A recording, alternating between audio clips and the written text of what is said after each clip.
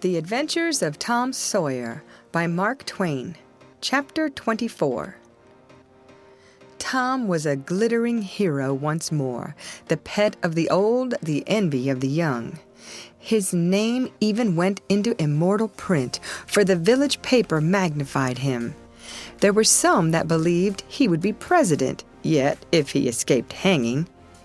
As usual, the fickle, unreasoning world took Muff Potter to its bosom and fondled him as lavishly as it had abused him before. But that sort of conduct is to the world's credit. Therefore, it is not well to find fault with it. Tom's days were days of splendor and exultation to him, but his nights were seasons of horror. Injun Joe infested all his dreams, and always with doom in his eye. Hardly any temptation could persuade the boy to stir abroad after nightfall. Poor Huck was in the same state of wretchedness and terror, for Tom had told the whole story to the lawyer the night before the great day of the trial, and Huck was sore afraid that his share in the business might leak out, yet notwithstanding Injun Joe's flight had saved him the suffering of testifying in court. The poor fellow had got the attorney to promise secrecy, but what of that?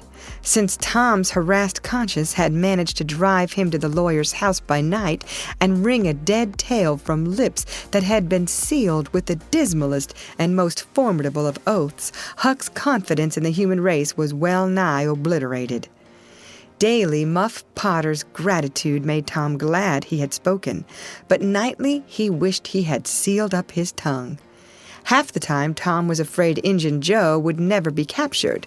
The other half he was afraid he would be. He felt sure he never could draw a safe breath again until that man was dead and he had seen the corpse. Rewards had been offered. The country had been scoured, but no Injun Joe was found. One of those omniscient and awe-inspiring marvels, a detective, came up from St. Louis, moused around, shook his head, looked wise, and made that sort of astounding success which members of that craft usually achieve. That is to say, he found a clue.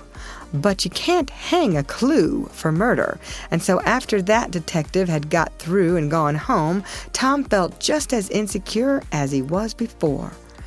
The slow days drifted on, and each left behind it a slightly lightened weight of apprehension. End of chapter.